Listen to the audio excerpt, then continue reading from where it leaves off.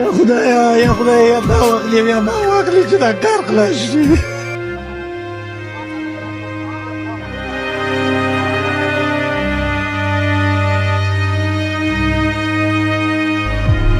چې ته نارې وهې زه غلی یم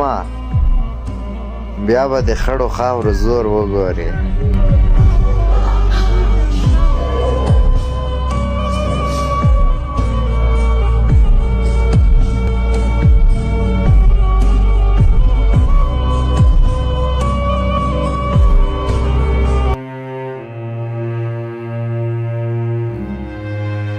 دا د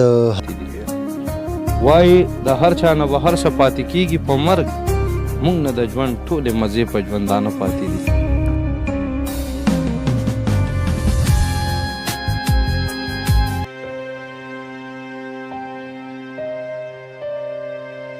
دا د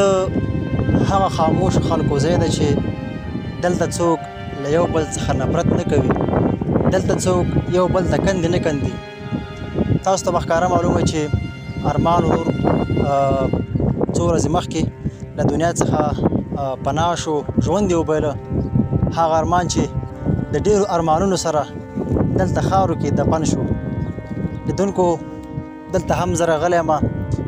دا چې ارمان په ډېرو هېوادونو وګرځېده خو آخري ځای دغه و ځان ته ارمان نه چې دې قبر ته به راځي زموږ په شمول څومره چې ژوندي انسانان وي د دغه خاورو لاندې به ښخېږي زموږ هدف او موخه هم دغه ده چې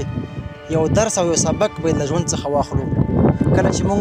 قدم غلط طرف ته ږدو باید لږ فکر وکړو چې زموږ وروڼه زموږ پلار زموږ مور زموږ ګاونډیان څه شو له دنیا څخه پناه شوه نو په همدې اساس باندې دا چې ارمان د ژوند په اصطلاح ورځې وبایللې پای ته ورسېدې نو داسې زموږ تاسو نوبت هم راتللی شي لیدونکو د ارمان یوه جالبه خبره او د هر سړي په زړه کې دا خبره نیغ په نیغه ورننوځي چې غرور هیڅکله هم مه کوئ ځکه چې غرور داسې یو شی دی چې د انسان ټول حیثیت له منځه وړي د انسان هغه په اصطلاح ځواني د انسان هغه حیثیت ټول تباه کوي ارمان وایي چې غرور هیڅکله هم مه کوئ ځکه چې ما سره مې خپل ځان وفا ونه کړه نو دنیا به تاسو سره چیرته وفا وکړي دا دنیا بې وفا ده دا هغه دنیا ده چې زموږ او ستاسو دپاره جوړه شوې ده خو فقط او فقط د امتحان دپاره